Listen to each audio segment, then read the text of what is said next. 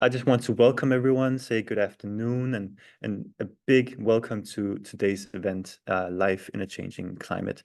My name is Nils, uh, and I will be moderating this event. And I'm really excited to have you all here, as we will be exploring how citizen science can help us better understand the complex realities of climate change.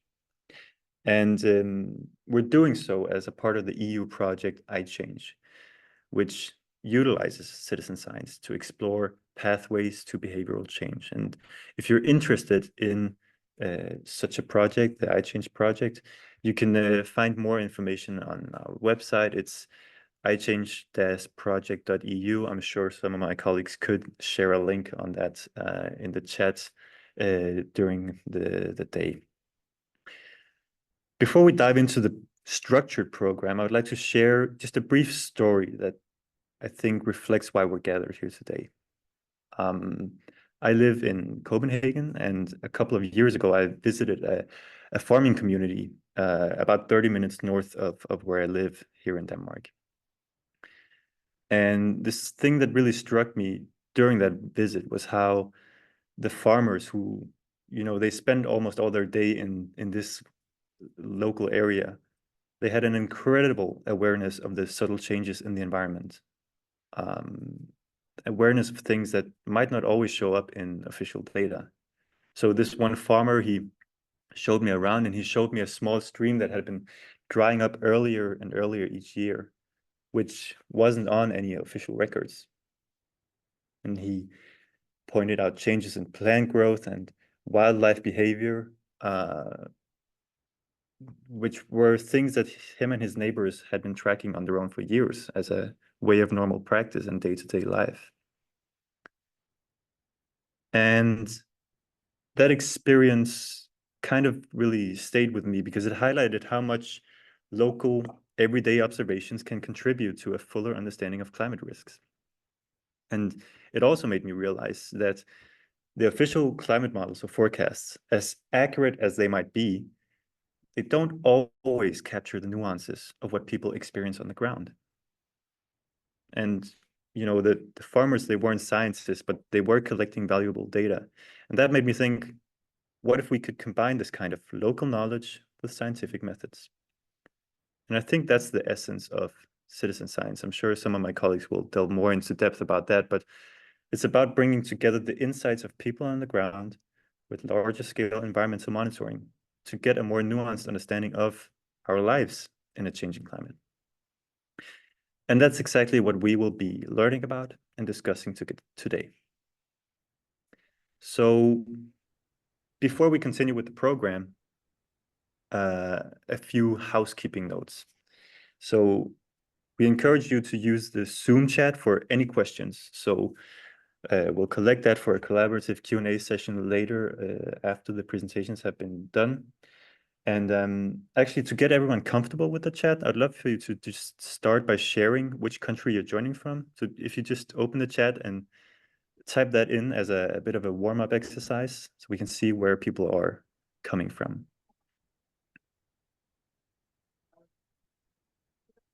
All right.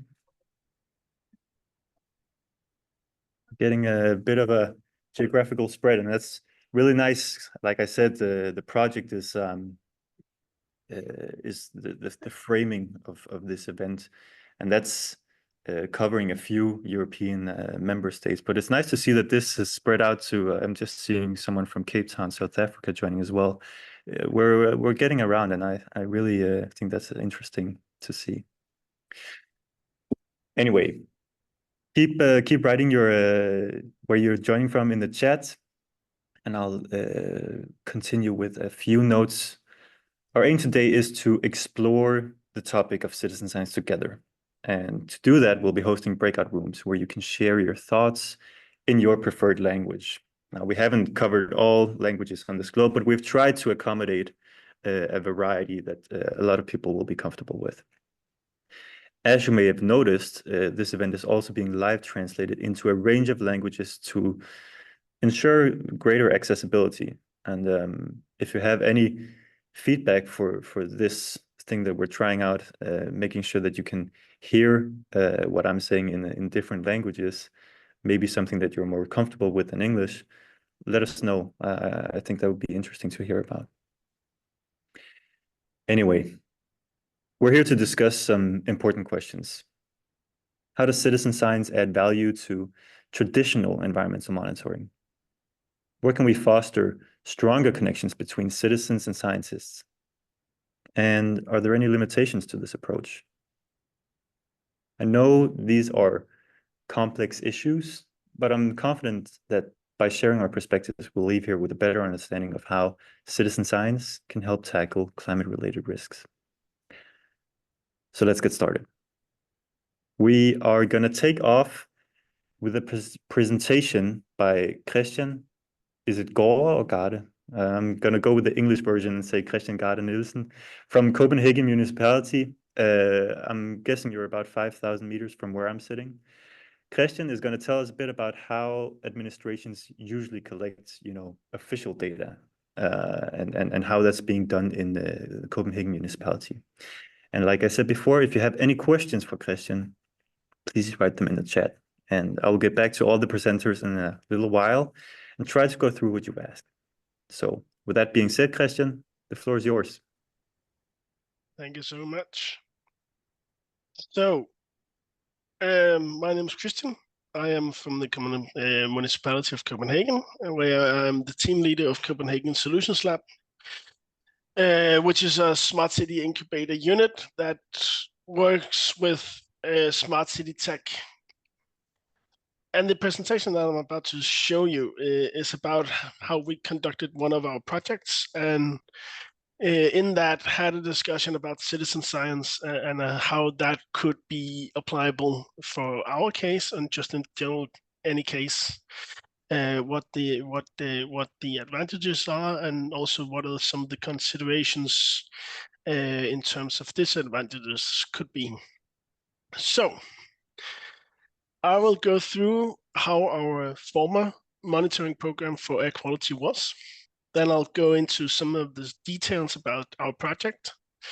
And then I will explain how our current monitoring program looks like based on these findings. And that will give you some perspectives of what may be problems with scientific and citizen science-based collaborations. So this is how we used to do monitoring in Copenhagen before 2020. The Danish Center for Environmental and Energy had this national program where they had monitoring stations that measured air quality at several locations around the country. Most of them are also placed in Copenhagen since we are the capital city. And as you can see by the picture here, it looks rather boring from the outside. If you look inside, it's very technical. It's very raw setup where you only have these monitoring setups where you can also do zero checks, meaning that you have verifiable quality control of what is the air quality that you actually are measuring, and making sure that it is up to par in terms of being used for scientific purposes and also validating EU legislation, etc. Then in 2018, our city representations wanted to get some more information about what is the air quality actually in Copenhagen. There's been an ongoing discussion about that our air quality may not be as good as it could be, and we want to change the narrative and change the focus by putting pressure on the EU system, but that is not an easy thing to do. So we hooked up with Google, created a collaboration partnership with them, where we could measure the air quality with their streetcar and see what is the air pollution actually on the street level in the traffic. When we conducted this partnership, we also made another partnership with a bunch of universities, both Danish and foreign, with the intent of having them verify the results that we found. So that when we found anything new, enlightenment, it could be used in a scientific way, and therefore would also be able to be used both for legislation locally and maybe also for the EU level. So this is the setup that we found. We had a Google car. At the nose of the front of the car, we put a nose that sucked in air, and then via splitters could conduct various measurements. As you can see here, they are mentioned. Now, what is interesting is that at the same time where Google ran in our streets, they also did so in London. And there was sort of a who gets there first race in terms of finding out what is the air quality and having the newest information about it. And our approach was very slow, measured, scientific, in that we wanted to have this streetcar and these experts to verify our findings. London put up another setup where they had a lot of citizen science, and everyone just put in all their data, and then they could shift through it and find out what the air quality would be by conducting various measurements and data analysis. At the beginning, we were, from our end, very not afraid, but very considerate about their approach and what the advantages could be, in that they had a better supporting in the public in terms of having their insights being put to use, and having citizens go out and measure creates a lot of awareness in terms of what is that they're experiencing, where they are, not just where we think they are, but what they actually are.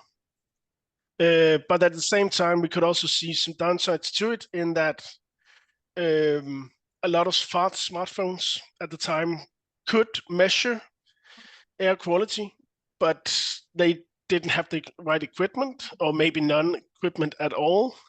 So what was it that they actually measured, and how could that be verified and validated? It could be a very hard thing to come by. So in the end, we chose our path, they chose theirs, and we could see further down the road that we were very comfortable in our decision, because we didn't get into any problematic dispositions where we had to tell some citizens, you know what, I know that you have measured air quality, but it's not suitable, it's not worthwhile to use. It doesn't make sense. That is a hard conversation to have, and is very difficult to explain. Why is it that your monitoring is not up to par in terms of conducting legislation or anything else? Because it is something that you are measured. And maybe we will have to go into discussions about not only the quality of the data, but also the collection of the data. If you have a smartphone that doesn't have any sniffer system or anything else to analyze it, what is it that you have actually measured, even though there may be an app that says the air quality is this? So we went with our method, and we thought we had found the golden egg in terms of conducting new experiments and finding new results about what the air quality is in Copenhagen. So a couple of years later, we had this final project where we could publish over 6 million data points, new interactive maps where we could see ultrafine particles and soot, that's black carbon, and see where it is throughout the city. It was a great result. We still thought at the time, and we had the backing of the these scientists in that, yeah, we can stand with you in that the quality of the data is sufficient to make decisions about. And in that sense, we thought we had conducted something new, and we propositioned this to the politicians that maybe we can do local new planning tools where you can see very surely that what the air quality is. What it ended up with was then a discussion about spatial measurements, where you can see how many times or where you are measuring, versus the time period that you're measuring over, and how long you measure at the specific location. Because, for example, air quality is very diffused and has a lot of variables that makes it difficult to measure. So in the findings that we found, we could see that, for example, ultrafine particles was something new that we brought into the awareness of our politicians and our citizens. And therefore, our city bought their own setup of monitoring stations, as you saw prior, that the national program had, and placed them at various strategic locations throughout the city where the citizens could be, with the intent of getting yearly report that should tell you what the air quality is. And then comes the problem with all these things, in that you go into a politician's mindset of, yeah, there's also lots of various budgets that has to go into considerations. So while we had this backing of finding new results and measuring new air quality, a couple of years later, yeah, maybe we just do it at 3 locations instead of 5, because it's very hard to maintain. At the same time, we saw that our Copenhagen Air View program and the project's results was not able to be used in legislation or in planning as a planning tool, because even though we had this backing of the scientists, there was still discussion about what are the validity and how does it compare to other scientific measurements programs, where you are measuring at the front of the or the facade of the building in their tools. We had measured on the street level and within the traffic, and then it's not comparable, apparently. And as such, yeah, we can't use the results. So even though we had this very, very detailed discussion about not using citizen science, and the downside of it, because we wanted to have a scientific approach where we had this science backing, it still is not usable. And that is something to take with you when you are discussing citizen science, in that, yeah, even the best setup where you have all this knowledge, if it's not comparable or can be defined within a specific boundary that the system as it's currently set up can be measured within, then you have to have a discussion firstly, even before you can discuss what are the results, is can the results even be used? And that is, for our end, something that we take with us going forward, in that you can have these sniffers and you can have these citizens go out, but that's not to say that their results are wrong, but it's not usable within the current setup. And how do you go about that? I don't have the answer. I hope that you will find it in your project, but it is something to take with you from here on out.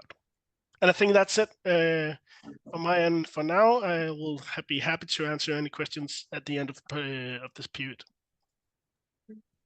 Right. Thank you very, very much, Christian. Let's react by clapping some hands or whatever you do here in Zoom.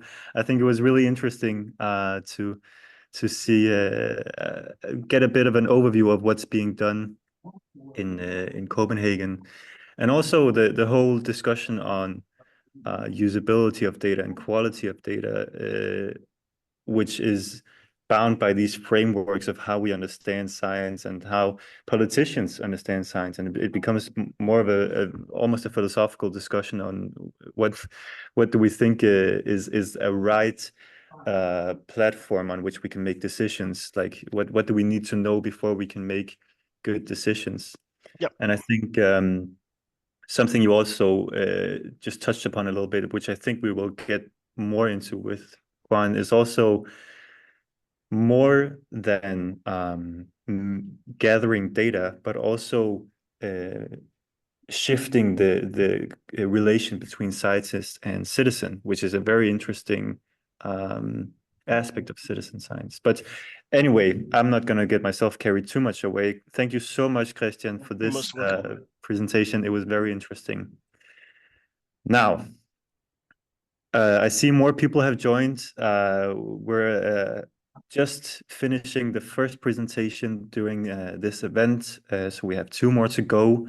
And I've said in the beginning of this event that this dialogue event is a part of the EU project iChange, and we're several people here involved with that project, and we're nearing the end of this project. So I know that there are some partners that are very eager to share what they've learned throughout the years and what they've experienced in terms of citizen science, and its use in terms of our changing climate.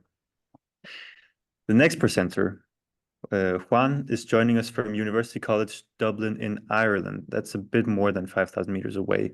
Juan is going to go more in depth with what citizen science is and how we applied it in iChange. So once again, I ask you to share your questions for Juan in the chat. And yeah, that's it. Juan, the floor is yours.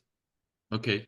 Thank you, Niels. Thanks for the invitation. Very happy to share this presentation about iChange and how we approach citizen science. I'll start sharing screen. Please let me know when it comes through because I know it's a bit slow, my laptop sometimes. We're almost getting there. Yeah. Okay. I'll put it in full screen. Let me know when it's in full screen, so I'll start with It's beautiful. It's right there. Okay, so I'll start now. So again, thanks for the invitation to talk about citizen science in iChange. My name is Juan, and I am in UCD Dublin in Ireland, and I will talk you about iChange in citizen science in iChange and how the project approach this topic. So this is the agenda for today. So I'll start with a definition of what is citizen science. We'll walk through some benefits, some limitations. We will see how was citizen science in iChange, and I'll finish with some examples or stories from our living labs, and then also some challenges and learnings and limitations that we found during our process, because as Neil says, the project is getting to an end. So before talking about citizen science, I wanted to make that just a short reflection about what science is and what do we think about science. Because when we think about science, like the social stereotype is to think about laboratories, people wearing white coats and maybe making impressive discoveries and using expensive equipment. But for talking about citizen science, I would like to think in another way and to rethink what is science and when is science done, where is science done, especially who can make a science or who has the right to contribute to science. And this is what I have brought this question also, if can science be a hobby? Because again, the stereotype, the normal image is that science is something that is apart from this universe of things that are fun or can be social or we can do in our free time, such as art or sports, as I bring in this diagram. And if we're gonna think about citizen science, we need to forget about this stereotype and open to the idea that citizen science and science through citizen science can actually be fun, can be social, and can be an opportunity to meet new people and create a community, and can also be something done in our free time. So it's like science doesn't always need to be something professional. So yeah, science, also another stereotype is that science takes place out of sight, behind closed doors and far from media. This, of course, is partially true. But for thinking about citizen science, I wanted to ask the question, what if we forget about this world, what if we try to dissolve the division between citizens and science, and we ask ourselves, what if we consider that science can actually happen every day or everywhere and at any time? Um, so for this, I have brought an exercise, and it's to ask these questions to myself and to the public. So for example, has anyone checked the weather forecast in your phone today?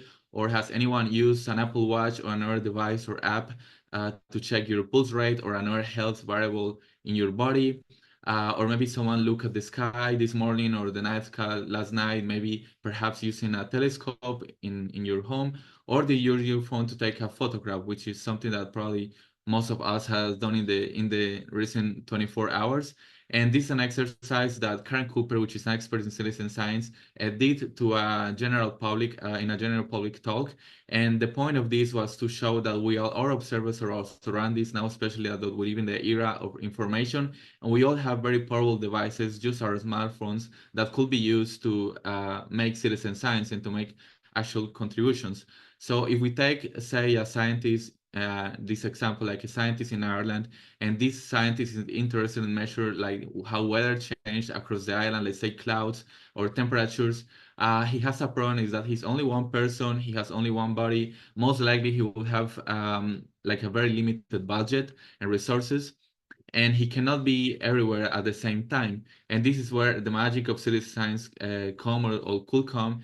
And is that if citizens volunteered, for example, to install devices in their backyard, which is a place that would have been otherwise inaccessible by science because it's private property, or in remote areas such as national parks or protected areas, then we could have like a big picture of how the weather is changing in the area in different locations, and again in places that would have been otherwise inaccessible. So citizen science is giving us the opportunity to collect more data than ever before in history, because we can do it anytime and almost anywhere. Yeah. So the good news is that there are citizen science projects for almost any topic. So whether you're interested in bees, bumblebees, or other insects, or in bird observation, or in recycling, or in the weather changes or climate change, you can find out there citizen science projects for almost any topic. Now, if we get more theoretical and we try to look at definitions of what is citizen science, like the most common definition is like it's a term that passes a wide range of activities where individuals will participate actively in scientific projects. And the important thing is that in citizen science, science is not conducted for the citizens, but hand in hand with the citizens. And another definition that I found that is more open, but it's also powerful, is that citizen science can be defined as non-professional scientists conducting research. So this is nothing very new, because if we think about modern science and how it originated, like if we think about Darwin or Aristotle or some other famous scientists, they were not professional scientists, they were amateur scientists which conducted science, made observations, and got to conclusions. So it's like a more open definition of science. And also citizen science involve different interactions between scientists and the public. So the interactions between scientists and the public can be very different. Like scientists can simply inform the public about an experiment they're making. They can consult the public to take maybe a decision, or they can involve them in their projects. But when we talk about citizen science, we are talking specifically about collaboration and empowerment. And the difference is that in collaboration and empowerment, citizens can also have the power of decision, or to make to get to their own conclusions. And the good thing of getting this approach is that, for example, it's most likely that the activities or the initiatives are going to continue after the project or the budget is finished. So we can also see citizen science just like a bidirectional flow of knowledge. It's an opportunity for citizens to educate the scientists, and also vice versa. And if I were asked what I think to citizen science, like the first words that come to my mind are, for example, empowerment, change, democracy, community, sharing, partnering, etc. We could summarize the benefits of citizen science in this slide.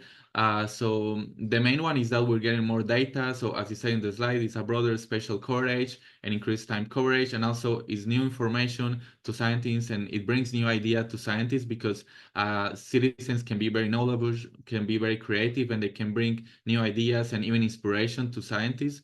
It also helps with the democratization of science, which is to bring science to the general public. And to citizens, it can have also like many different benefits, such as raising awareness and behavioral change, which, for example, in our project in iChange is very important. It can also help citizens to gain curiosity, to connect with nature. It can also increase the social connection, for example, in a community or in a neighborhood, and it can be fun, and most of times it's free. So that's also very important. But citizen science is really far from being perfect, and there are many critics, and many of them are really fair and are really true. So some critics, for example, rely on the reliability of the information. So some scientists will say that citizen science or the data collected through citizen science cannot be 100% reliable because of the methods that were used. And also citizen science is not suitable for every domain out there in the science. And there are also many critics to inclusion and accessibility limitations in citizen science. For example, some critics say that citizen science normally focus on middle class or upper class neighborhoods, and then this is like excluding people based on their race, their economic status, their citizenship, sometimes, or their gender.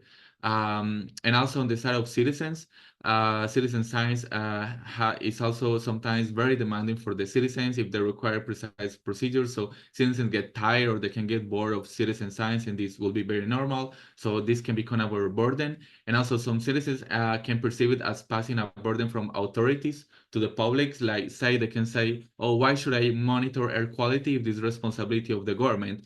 And that could be also sometimes a fair point. And finally, there is a risk of creating a narrative that will dismiss non-academic scientific contribution. So imagine the story that Niels says about this man in the countryside of in the Danish countryside. Like he has some knowledge, he observed a river, he maybe monitored some changes, but if he's not registered with any citizen science project, then the information that he gathered could be dismissed or could be seen as is not relevant, for example, or is not valid information. So that's also a risk of citizen science.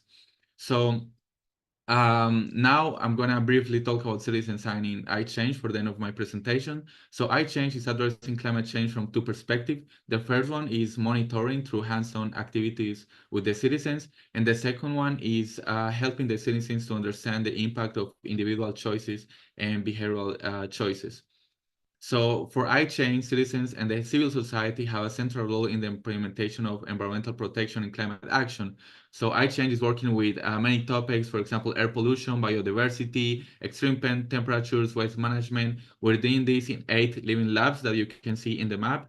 And for monitoring these topics, we are using different sensors and apps that you can see here in the right corner. And all the information gathered through iChange is going to an open dashboard called the Environmental Impact Hub, where anyone at any time can enter and check the data that is being monitored. This is some of the tools or sensors that we have used in iChange. The most important ones, I would say, we have the Meteor Tracker that is used for mobile measurement of temperature changes. We have the Smart Citizen Kit for air pollution. We have the Net Almo sensors for measuring temperature changes indoors. We have the Acronet wearable, the Fluid app, and we also have the Jetty app, which was a website or an application more for raising awareness, which will allow citizens to calculate the environmental carbon footprint. This, for example, one of the tools we have used is the Smart Citizen platform. So anyone, anytime can access this link and, for example, monitor how's air pollution in the neighborhood or in the area. And many of these sensors, not all, come from the iChange project. So I'll finalize with some examples. I don't have time to mention all our living labs, but just some stories from our living labs. So for example, in Hassel Living Lab in Belgium, they did an activity which engaged citizens, university students, and school students in a citizen science campaign. So what we did is that they took a route going from a home to a local school, and they installed this sensor that I showed before to measure air pollution, and they also made some walks and bike rides to measure temperature changes. And then the citizens proposed some alternative routes, as you see in the map, the red and the green route. And even if they took 2 more minutes to make the route and to get from home to school, this route proved to decrease the exposure to pollutants, which is very important. Or, for example, in Barcelona Living Lab in the summer 2023, they recruited 3 citizens to install the sensor on the bike. So you see here in the picture, this sensor will monitor temperature changes. And then the citizens, they chose their own routes that they will be comfortable to make in the morning and at night. So the data was collected at 11 a.m. and at 9:30 p.m. for 3 consecutive days. This is just an example of one of the days. And the data collected helped to show first, for example, the urban heat island effect. As we see here in the center of Barcelona, like there is a notable increase in the temperature. And then this information was used to raise awareness, to discuss with the citizens, and to talk about extreme temperatures, which is a common problem in the city. In Amsterdam Living Lab, for example, considering that people spend about 90, or we all spend about 90% of our time indoors, they did a project to install 100 net Almo indoor sensors, which measure temperature and humidity changes with families and volunteers. And they also found like very extreme temperatures indoor, which is something that conventional science sometimes ignores because it's focused more in outdoor temperatures. So this was also very important to raise awareness and discuss and maybe think about some solutions. And finally, in our living lab in Dublin, I bring two very beautiful, I would say, stories from school children. So the first one is here on the left, and this group of girls, they use a monitor that you see here in the picture, and this monitor has the ability to count how many pedestrians, cycles, cars, and trucks are going on the street. So they installed this in the window of their school, and they noticed that in their neighborhood there were very few people walking or riding a bike. So they thought it was a problem, and they developed a geocaching game. As you see here in the picture, they have a box that they hide outdoor, and they were trying to engage their neighborhood to go more to the street and to walk and cycle more. And another example is the Get Gear Cycling Initiative. So this is also in another school in Dublin. So these girls, in the iChange workshops, they identified a problem, and was that boys tend to cycle to school very often, but not like girls were not cycling to school. So they tried to find why was this happening. They made a survey in the school. They asked the school and especially the girls why they think this is happening, and then they tried to propose a campaign that was called Get Girls Cycling to promote girls to also cycle to school. And this is my final slide. So again, I only show some of the examples from iChange because there are many activities, many projects, many initiatives. So a big challenge has been related to the sensors. Like sensors can have many problems, and sometimes it's hard to identify what is not working in the sensor, especially if citizens are not like in the capacity to make this. And also, and the engagement is very difficult. It's very time consuming and resources consuming to make events, to bring people, and it's very challenging. But when it works, and when actually people engages, and it's very rewarding, and it can be also very fruitful. And so I would say there are lots of learnings, there are many project seeds, like initiatives that are growing. There are many ongoing actions in the different living labs across Europe and the other continents. And hopefully we will see also some behavioral changes in the future. So that was my presentation. Sorry that I'm some seconds on top of the time, but please leave some questions in the chat, and I'll be happy to answer them later. And thank you again. Thank you so much, Juan. Let's give a hand up for Juan. And make sure that if you have any questions, if you have any comments, write them in the chat and we'll get back to them. I really think that was an interesting, and I like the pedagogic introduction that you provide, Juan, to citizen science. It makes it easy to understand what the purpose is, and it still serves some interesting questions to me in that, with from a European context, with the Green New Deal, we're trying to make for sustainable transitions, and that requires change in a lot of aspects. And I think one of them is the question of who gets to define knowledge and who gets to define problems. And I think your highlighted example from, for example, Barcelona, showcases that regular citizens that bike around are able to make for political urgency and say, okay, we're biking in this area and it's dangerous for our health, that we need to do something about that. And I think that's one of the great merits of citizen science. So thank you very much for sharing, Juan.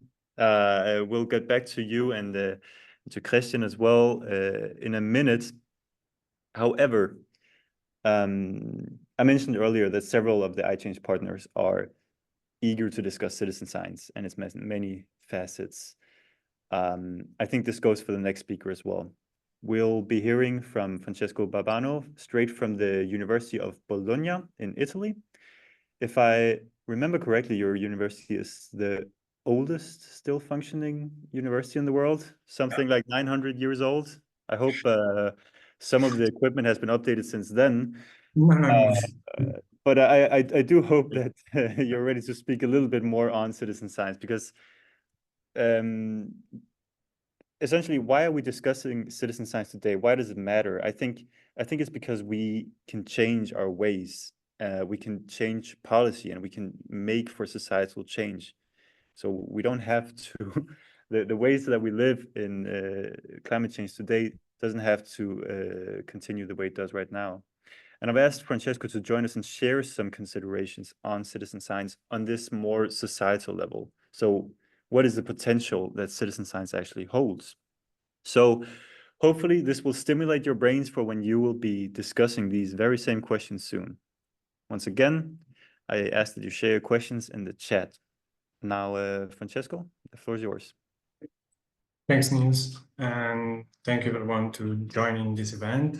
I'm really happy that you are, there is a lot of you here. I see a lot of comment in the chat so far and really appreciate all of this.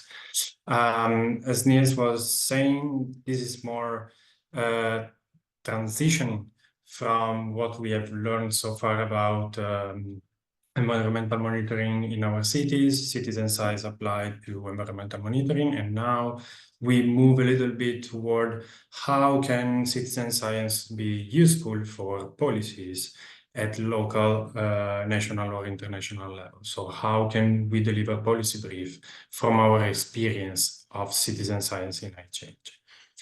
Before starting, I'd like to thank all my colleagues from the University of Bologna and our coordinator of the 3 departments that are involved in the project. They helped me producing these slides and put together all the work that we did so far in iChange. Another point that I want to make is a big thank to Juan and Christian for the previous presentation. And they touched 2 points that I think they are critical for citizen science uptake at policy level. The first one is about the lack of standardization of citizen science, and we are going to get to this in a moment.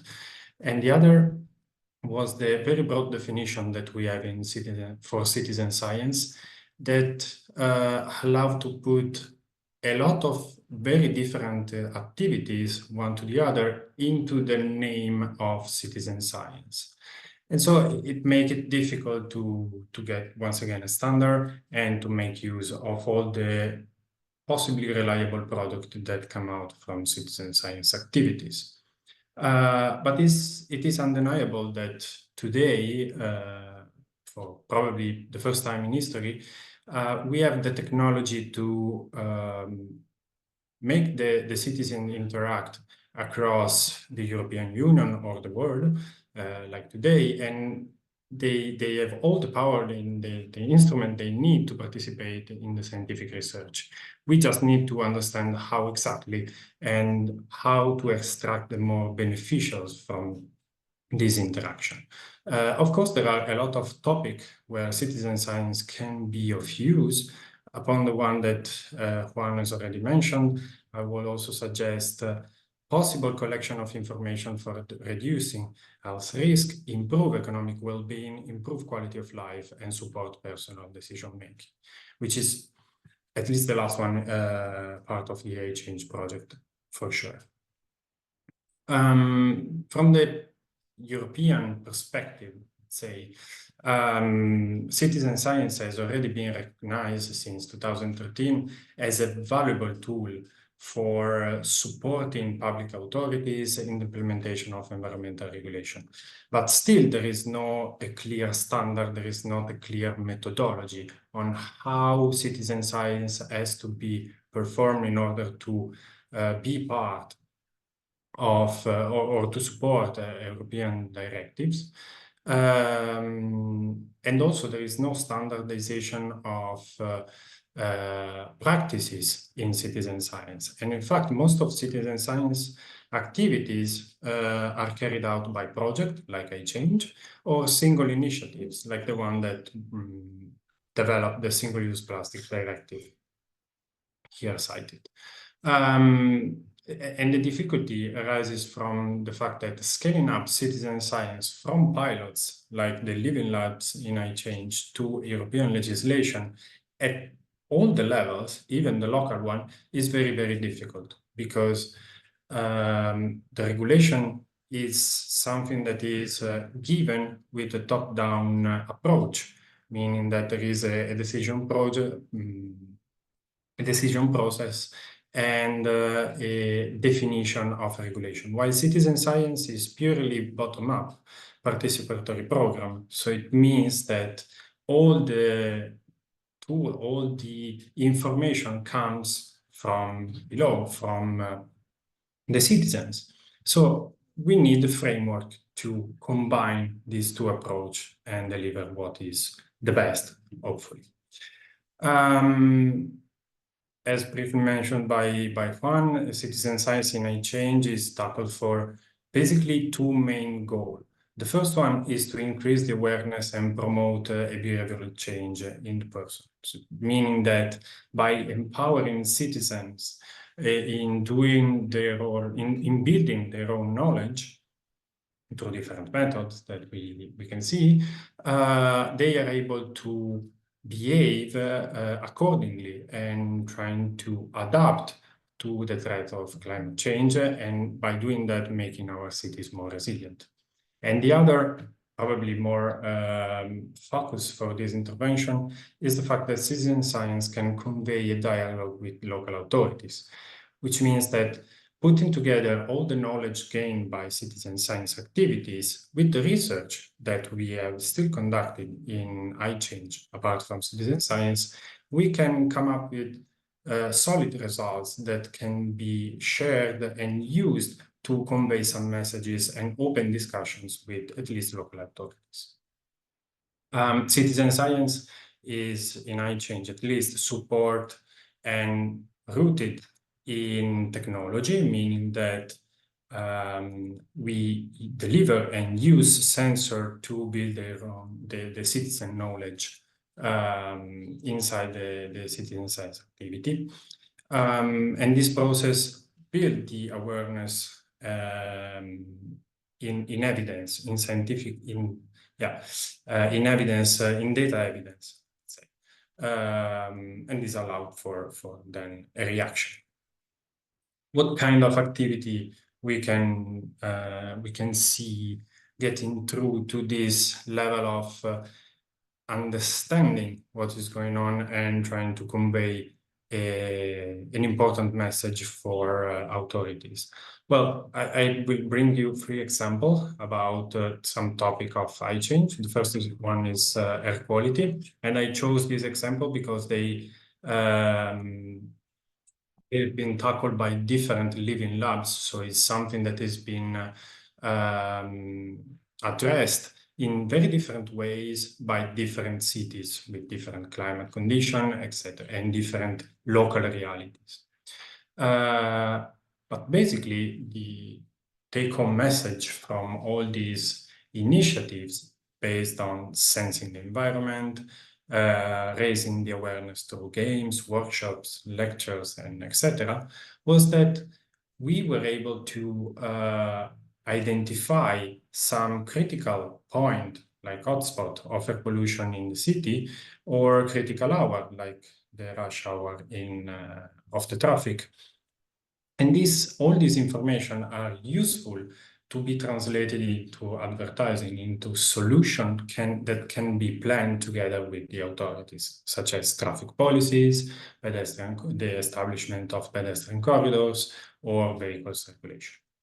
And the same idea can be applied also for heat or extreme event related to heat by mapping air temperature in the city, both outside and inside, actually indoor, but also supporting this measurement by perception of the temperature comfort in our city.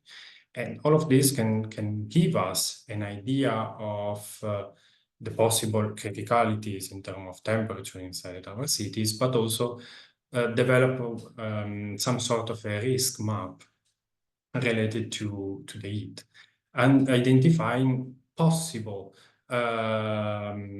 advantages and disadvantages depending on how our city is built, related to the building and vegetation shadowing, for example, the breezes, or for example, the interaction between the high temperature in the city and the heat wave that every year strikes our continent.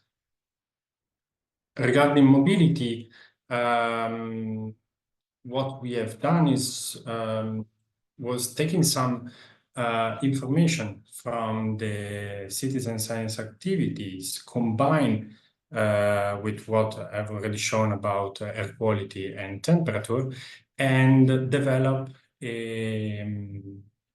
let's say an art science tool which can be then used for further investigation on the topic. What is this tool? It's basically a modeling chain where we can define a traffic scenario, a traffic policy scenario, for example, like the introduction of a limited traffic zone, of a new regulation on the speed limit for vehicles, etc., and see how the people will react to this hypothetical change, and by reacting, how are the emissions from the traffic law change, and as a consequence, how is the air quality is going to change according to this all these changes that I have explained.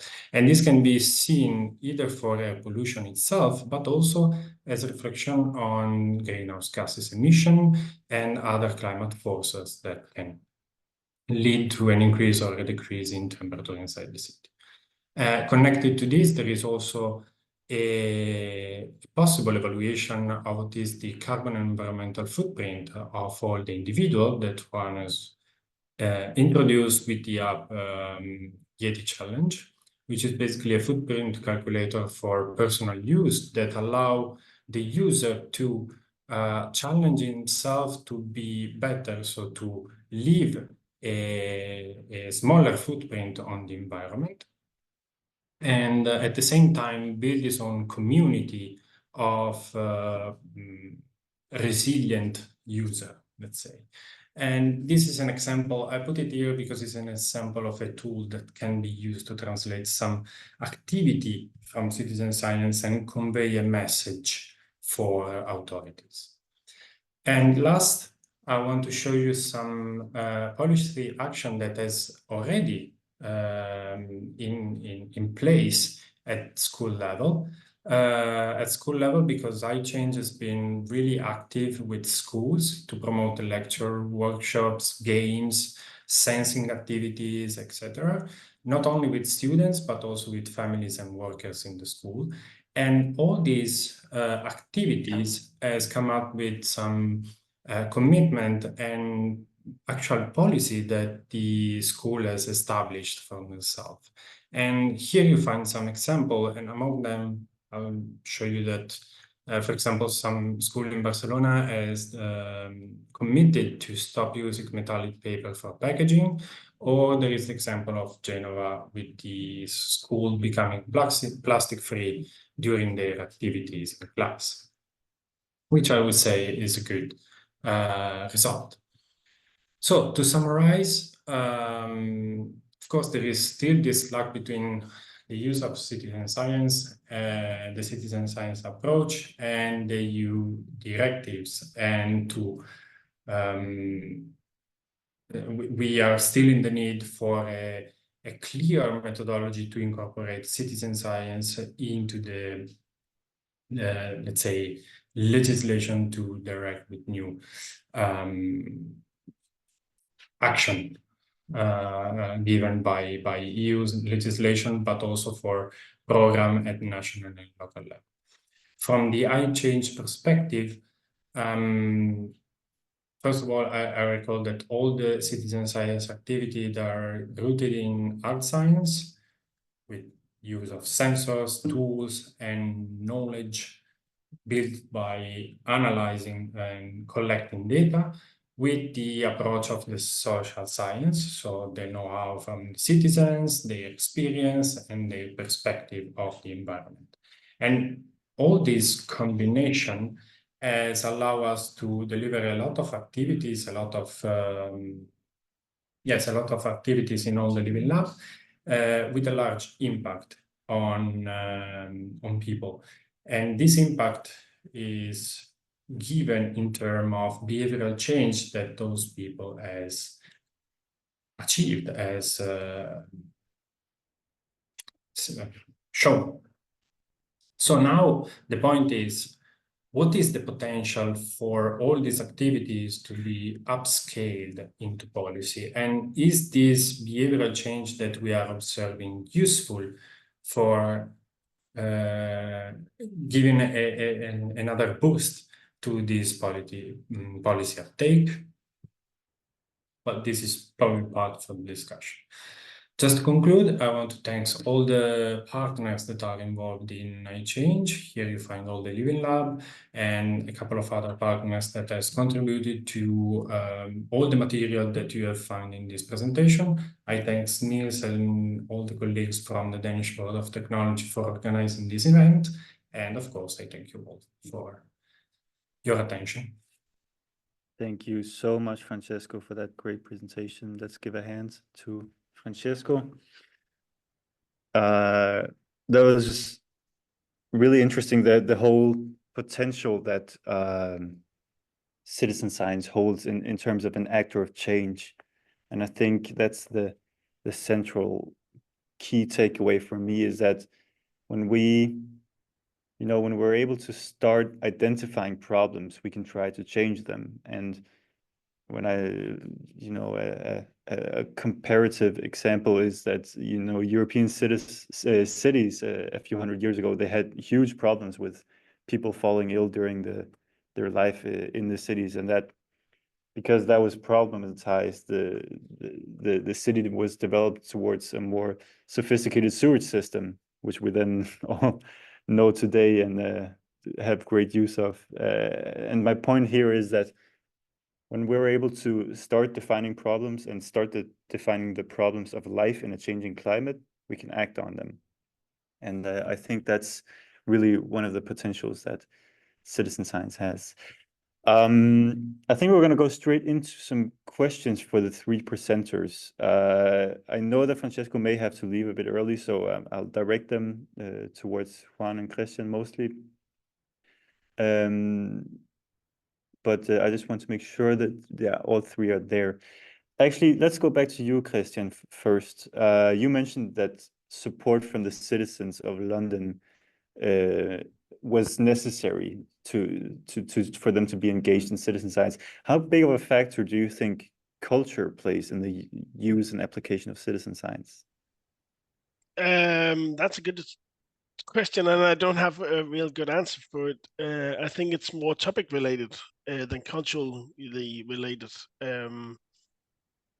I think that if the topic that is conducted citizen science about is relatable and of interest for the public, I think they are more engaging than if it's not. So climate change, air quality, all these things that have an effect on their everyday lives is something where if they can contribute to the discussion and the debate, they want to.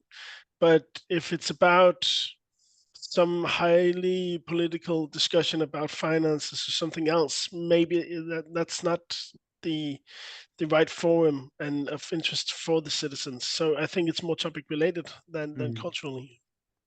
That makes sense. Francesco, do you have time for a question?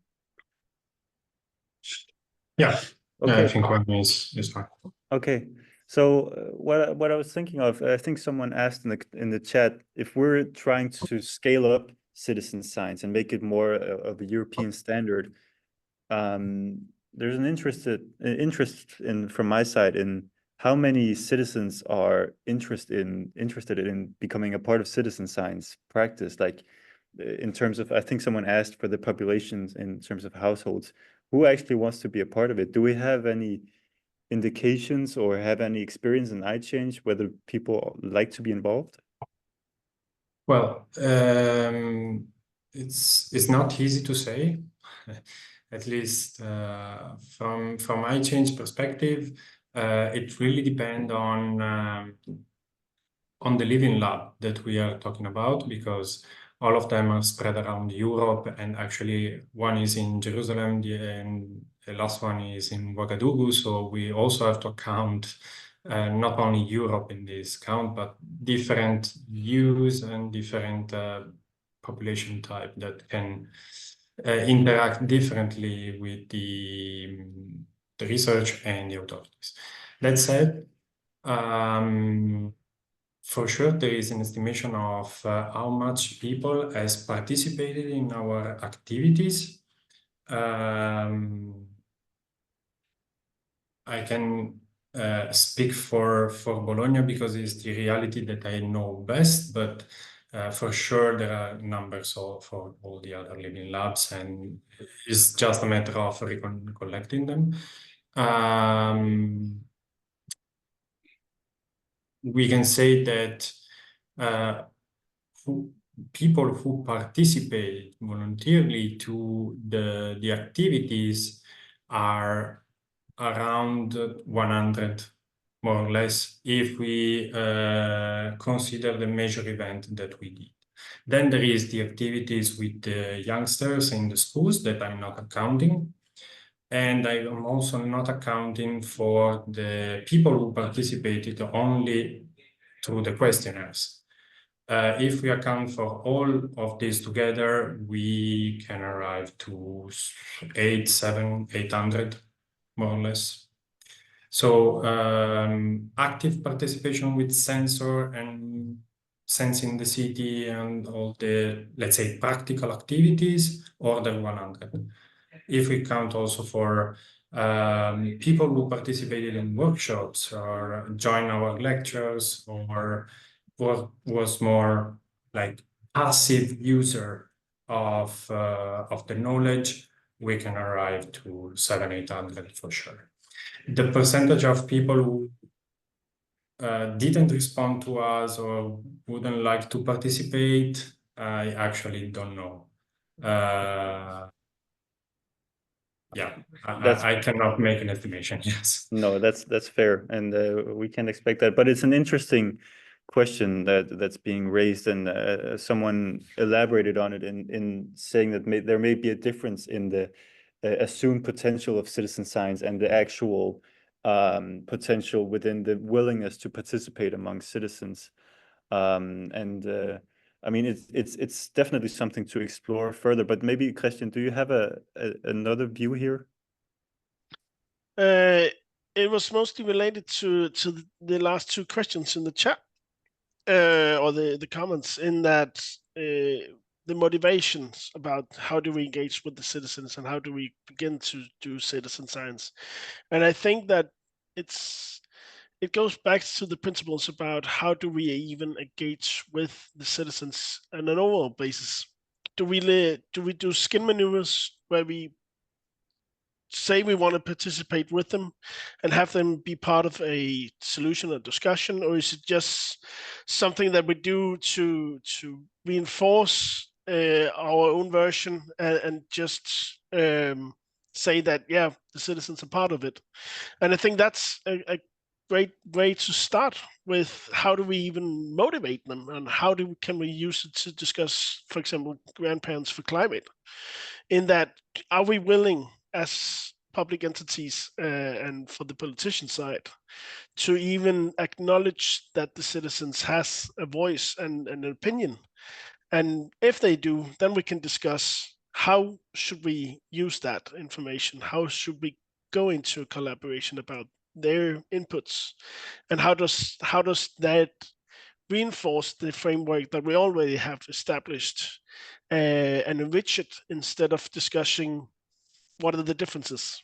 I think that's the main approach here in that if you want to be successful, then you should be keen to actually use it. And if you're not using it, then maybe don't do it at all. Yeah, so there's a whole question of power, basically, in terms of giving more power to the people, and from the politician side to be interested in getting that other more nuanced perspective in terms of the knowledge that then is the basis for any decision making. I think it's a very interesting point, Christian. Juan, I want to draw you in a little bit as well in terms of your experience with the iChange citizen science, in terms of how to engage people and making them want to be a part of citizen science. Could you just elaborate on that a little bit? Yeah, sure. And I think it also ties with the last two questions in the chat, like how to motivate people to participate. I unfortunately missed the beginning of iChange, so I'm not sure how the first steps were in the project. But if we take the example of the Get Girl Cycle project, I think someone in the chat said that the best way is to ask to the citizens, what do they want to measure? Like, what are you interested in? Like, what do you want to get from the project? I think that's very essential, is to for real include the citizens from the first stage, like the initial stage of the project, and what is their interest. Because again, if we take the example of the girls, I think like probably if we go to school, we'll have been thinking of measuring air pollution or see how the temperature changes around the school, whatever. But maybe we haven't never thought about this gender gap problem that was very, like pressing for the girls. And the only way to do this was through the workshops, which in iChange were like three. The first one was precisely to identify problems. And then later we got like to think of solutions. But the first one of the first workshops that were done in iChange, at least in the Dublin lab, but I think was the same in the live labs, was to gather with the people to identify problems around these topics that were present in each city. In the case of Dublin, with air pollution and air pollution and temperature changes. So I think I would agree with that person that say this in the question. I think in iChange we also try to make this, which was to start by that, like what is the interest of the citizens. It's I think that's a very interesting point, and thank you for sharing that in the chat. Christian, do you want to just maybe make a quick comment in terms of that whole, what do you foresee, or what are your expectations in terms of that sharing power and letting people, take more charge in terms of saying, we want this future, or we want to make this change, and we want to use citizen science either to say what the problem is or how to find a solution? I think it's a very important discussion to have, and I think it can be very messy. If you engage with public in any capacity, there are going to be a lot of discussions, and there are going to be a lot of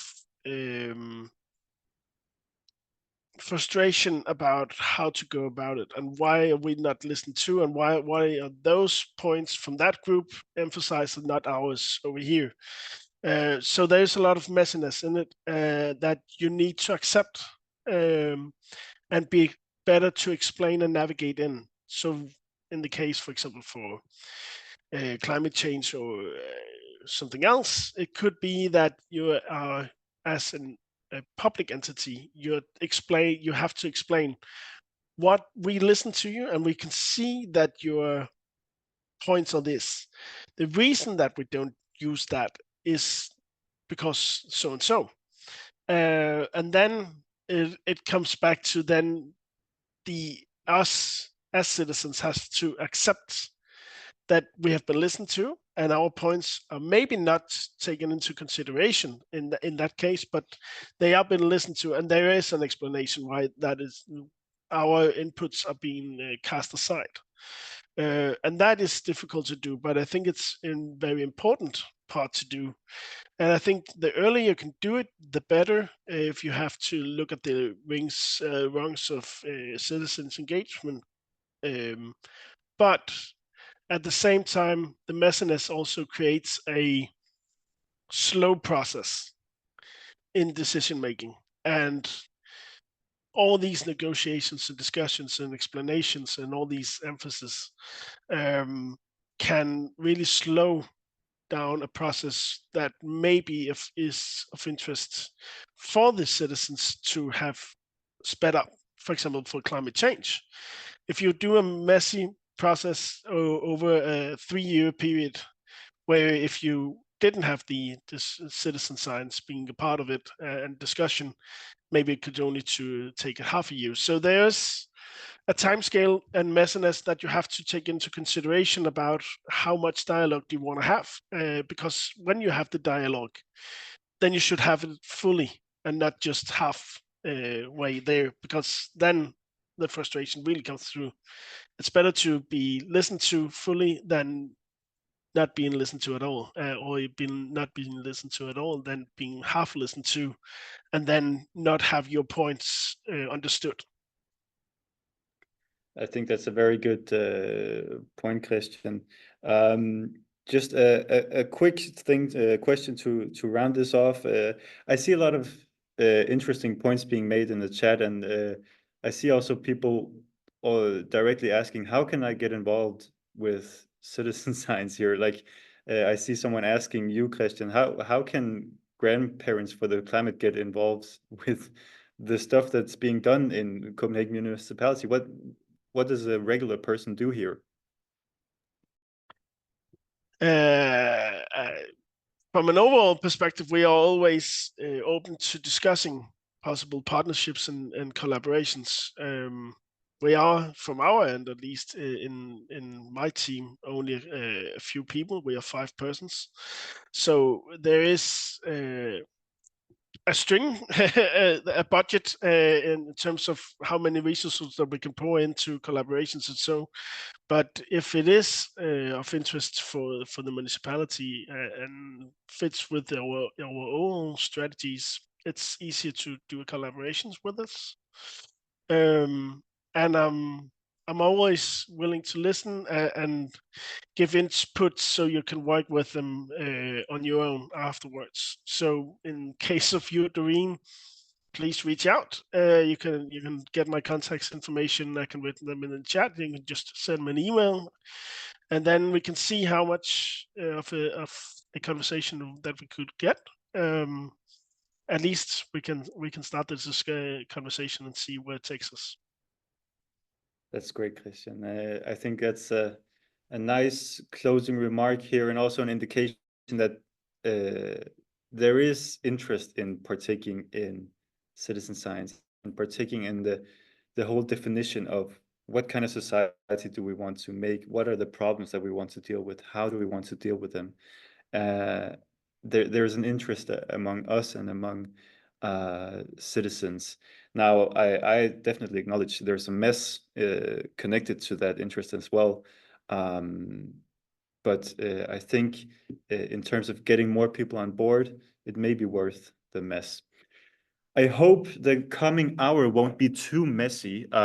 We will be doing some discussions in breakout rooms where I see a lot of you have information and comments and thoughts to share, and we would like to connect with you on a deeper level. So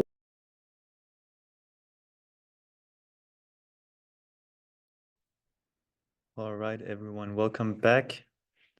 I hope you had some interesting discussions and got to share your perspectives and your knowledge and just your thoughts on what this whole thing of citizen science can entail and what the potential is and where it has limitations, of course. I think looking back at the presentations, it stuck to me, the whole notion of how citizen science is also a question of power and who gets to define the questions that we want to work with and who gets to define the agenda that we as a society want to progress with. And I think there are some very fundamental questions that are posed with citizen science that are both making it an important tool, but also making it sometimes difficult to implement, because it does pose completely fundamentally new ways of thinking in terms of who gets to have the power. Anyway, that's my little spiel. I hope you all had some interesting discussions, and I would like to hear from some of your discussions before we wrap up for today. So I think it would be nice for me to hear about what happened between the Dutch-speaking people. What kind of thoughts emerged in the among you in terms of citizen science. I would like to ask you, Lise, to make a quick recap of what stood out to you.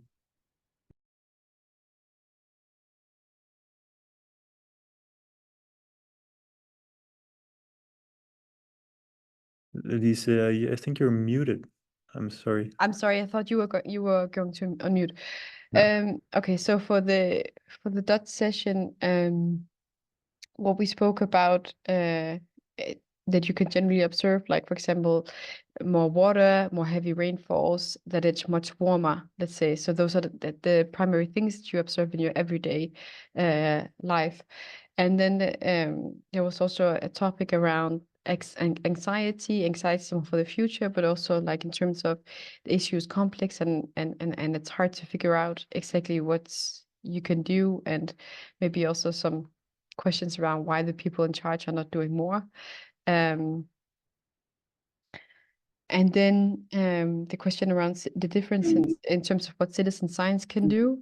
I think there was like a general agreement that citizen science can be an important factor, but citizen science cannot change, let's say, everything about those local phenomena, because it's a global issue. And then what we could gain from citizen science or taking part in citizen science projects, personally, we talked about like knowledge sharing, maybe being part of the sense of community, and also being part of sharing knowledge and thereby creating change. So, for example, like this visualization of air pollution or patterns of heat and cold in your sleeping room or your house, things like that. And for the last question, well, we got, I think, a little, well, not maybe not provoked, but maybe a slightly tired, because actually the sentiment was that we know enough, so we don't need more knowledge, but we need action. But the question is somehow, what does it change to change the way, or what does it take to change the way that things are going now? Because people are already dying and people are seriously affected, but somehow it's not the people that can actually really make the change that are as affected yet, if that makes sense. And we spoke a bit about also changing politics from below. So I hope that was a fair representation of everything we talked about. I can't speak to whether it's a fair representation, but it's an insightful one from for me to get this perspective, and it's really I agree. It's provoking and thought provoking, the whole notion of the fact that we do have a lot of knowledge about the climate that we live in. We have the broad strokes, and the broad strokes aren't looking great. So it's fair to ask the question, well, why do we need more details when we know that in the overall picture, the threats are massive? Hopefully, going back to the notion of power, I think being able to put political pressure on the ones in who are able to do make some decisions of change. Hopefully, there's a leverage point there in engaging more people in that whole definition of the problem arena. but it's a fair point to make that maybe citizen science in itself, and I think it's fair to say that definitely citizen science in itself is not going to make a change in terms of our climate. It needs to go together with policy changes in terms of how we organize ourselves, and a whole lot of things. I think we're going to move on to the next group. I would like to hear, there were a lot of people joining from outside of Europe and from areas that we did not anticipate. So we've bundled a lot of people together in a group that just had to speak English, and we're sorry for not being more inclusive than what we anticipated, but that maybe makes for an interesting discussion in that group. So I want to hear from Stine and the group in the English speakers to get some input on what happened there.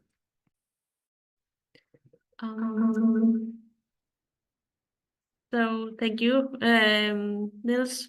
We had very interesting conversations. But I would like to highlight that we had people from, as you said, all over the world. So we were very different cultures and situations and contexts. But we had discussions about raising awareness from surrounding citizens for specific local issues. There was an example from Ghana where illegal minings are conducted, and the people surrounding it were not really taking action. So maybe through citizen science and awareness about the problem would encourage people to take actions against what they see in their local environments. Another good point is that there might be some different perspectives on skepticism. So maybe through citizen science and people actually seeing in their own lives and neighborhoods what is really going on. I can measure through this sensor that there is air pollution, and I can see it by myself. And maybe that could, be a key for, not having skepticism in that big amount that some people have, or some areas. This was an example from Israel in Jerusalem. Pinchas making a point on having more skepticism than, for example, maybe in Europe or so I think that was really some very good points. We had a lot of good discussions, so these were just two that I would like to share. Thank you so much, Stine. That was really interesting, and I come to think of over the past few years in terms of the rhetoric around climate change and climate activism and what needs to be done. I mean, it's not a long time ago, and I think you can still see examples of it, especially in the global north, of people saying we need to do something about climate change to avoid our climate changing in the future, or something dangerous happening in the future. And slowly but surely that narrative is shifting to people realizing, oh, okay, we're actually living in at times of climate change, and we're being affected by it in very different ways and in different scales across the globe, but it's happening everywhere. And so that may be something that citizen science could help alleviate, that whole notion that, we're seeing it right here. We're seeing that the people living in the cities are getting heat strokes in areas where it didn't happen as much before. So I think that's the whole dissemination part of citizen science is an interesting aspect as well. Thank you so much, Stine, for presenting from the English-speaking group, where we also heard about that diversity. Nice with the different examples. We're gonna wrap up with a few quick points, I hope, from our facilitator, Luca. iChange is coordinated by 2 Italian institutions, and so it would be nice to hear what all of the Italian participants had to say about citizen science. So, Luca, if you could join us. Yeah, I'm here, Niels. Hi. Yeah, so our group was full of experts. So we had people that were working with Francesco, same group. So, and we had 2 of our participants that were not experts. Just to share quickly, as you told me, well, the extreme events are rising in Italy, and we need more sensibilization about it. And the risk is not well perceived, our participants thought. And even when they realize that there is a risk, they are a bit resistant in taking action. And then one of the main problem was talking about citizen science is that it's very helpful. It's complementary. It cannot be for itself science that can help. We always need scientists that will read the data, and it's gonna be very useful also in our future worlds. But still, we need someone that's gonna take care of the data. Policymakers that will take the decisions for everybody and trying to improve into more sustainable cities and well, for the whole country. Although we had someone from France and London, but they say they are still Italian citizens when they're here, especially, and they are in Italy, especially. And there was a bit of skepticism in the thinking about this imaginary world in the future. Because basically it will say that we already know the risks. Everybody can understand what's happening easily. The problem why it's not easy, it was said because of too many fake news. The information is as a fundamental aspect to create a more sustainable world. And this is one of the I'm saying now war to fight. Another nice example is that about citizen science, the main aspect of it is for citizens to take more care about what's happening, to understand better what's the situation about a certain topic, also to understand and get familiar with other topics in the surrounding area, and also making a new network of people that didn't know each other. And yeah, last point I'd say is that all these competences we can then show them our kids how to help and how to create a better world, and so for future generations to start from a very young age. If we have the competences and the informations that are correct, then we can more or less this is. Thank you so much, Luca. That was a really nice overview and reasonably short as well. I think that's going to be the closing remark because we're nearing the end of today. I want to thank everyone for participating and being open to these discussions. It's to me, it's important that we also ourselves open our minds to what kind of changes are necessary, not only in our behavior, but also in our ways of understanding fundamental questions in terms of what makes up life in this changing climate. In terms of behavior, this is one of 2 events, the other one being facilitated tomorrow, same time.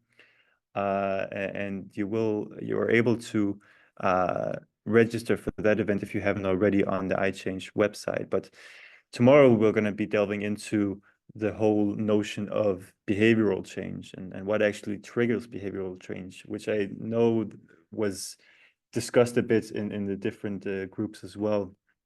So the whole relationship between citizen science, behavioral change, and systems change is going to be explored tomorrow by 3 amazing speakers, and of course by all of you amazing guests that decide to join. I want to say thank you again for spending this time with us. I think it's an important matter, and it's been great to see the interest from such a far-reaching audience. So thanks again. Take care out there, and enjoy the rest of your Monday. Bye-bye. Thank you. Bye. Thank you. Bye.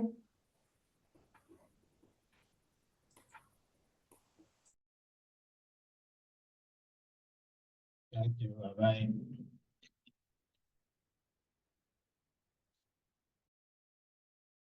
Bye-bye.